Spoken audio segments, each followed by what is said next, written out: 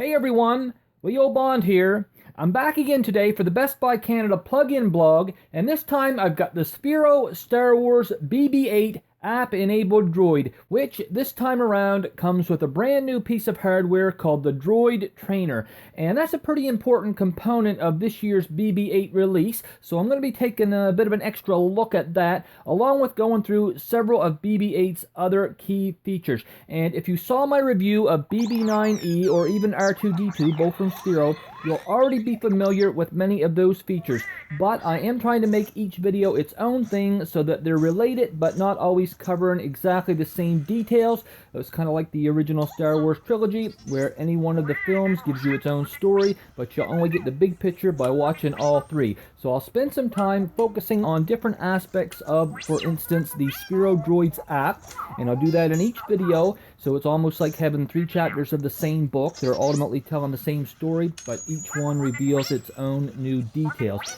And of course, the Sphero Droids app controls all three of these droids, and it works with both Android and iOS-based smart devices using Bluetooth Smart to communicate with them, and it's on each individual user to make sure that his or her device meets the minimum requirements of the app, and you can very easily find that information out through Sphero's online FAQs. Now, most people will already be familiar with BB-8's design and colors, but still, it doesn't hurt to take a quick look at it here. So BB-8 is, of course, a ball droid. He's got the familiar orange and white color scheme, which is really clean and shiny. And honestly, it's just a very cool design. I think that it both updates and pays homage to the original Astromech droid design at the very same time, because, of course, it's got the rounded head that is very reminiscent of R2-D2's dome, and yet it's also got a completely new way of getting around thanks to the main body being a perfect sphere. So a very interesting design overall that I personally like a whole lot, and I just think that these particular Astromech droid designs really complement each other very well and just look great together. Now, as with the original release of BB-8, this one too charges through induction via its own special cradle, and the charging of these ball droids is a little bit tough to pin down, but it seemed to take a good 2 to 3 hours for me to get a full charge, and the total play time that you can expect to get from that is about an hour. Now, as for BB-8's features, there is the droid-to-droid experience, where the various Sphero Star Wars droids can all interact with one another, and this feature may or may not look something like what I'm showing here, because when I had these droids in for testing, the feature wasn't quite up and running yet in the app, and of course I have since had to send them all along for French review.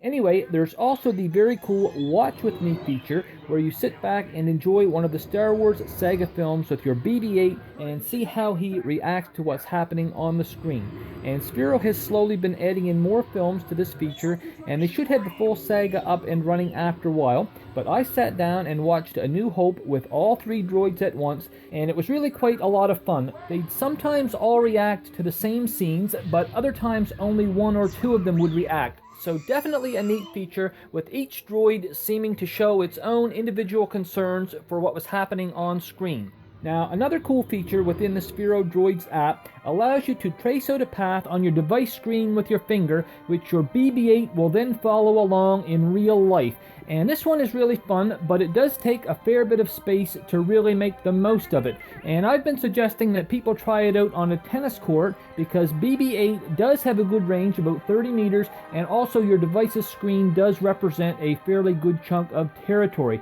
But aside from the Sphero Droids app and the various features within, the main thing that differentiates this year's BB-8 from the original release in 2015 is the inclusion of the all-new Droid Trainer, which is a special raised platform with a curved indentation for your BB-8 to sit in and also to roll around in without zipping off all over your house. So it's basically a system for keeping BB-8 in one place as you try out some of his different features, and it's really great for use with the holographic simulation or AR feature, which is the one where BB-8 virtually patrols the interior of the Resistance ship, the Raddus, so that you can see what the inside of a Star Wars ship looks like in in sort of a blueprint style. And I'm not going to get too deep into this feature, but I will say that both R2-D2 and BB-9E from Sphero also each have it, only they give you access to their own specific ships. In fact, with R2, it's actually the Millennium Falcon that you get to explore,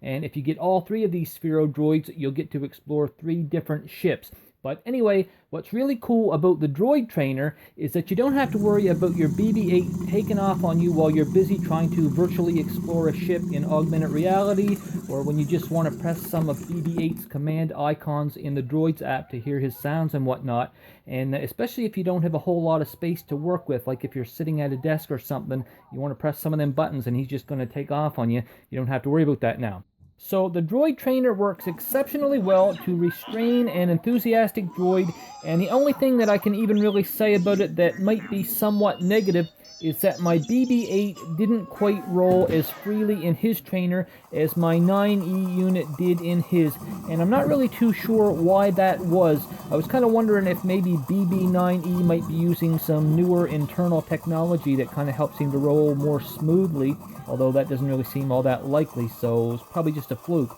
In any case, the Droid Trainer keeps BB-8 from taking off on you when you don't want him to, and it allows him to roll pretty much as fast as he wants in any direction without ever really going anywhere. And that is excellent because I just hate how these ball droids tend to take off sometimes, and it's really nice to be able to keep them in one spot. So definitely some new elements for this year's BB-8. I like it a whole lot myself, and I personally think that the Droid Trainer is a really great idea and an excellent inclusion. And that's all I've got to say about BB-8 for now. So if you enjoyed this video or found it useful, please give it a like or a share, and subscribe as well if you'd like to see more quick yet comprehensive reviews of some of the latest toys and tech gadgets. Anyway, that's going to be all from me for today, but I would like to thank you all for watching. Hope to see you back here for the next video, but until then, have an excellent day, and I'll see you soon.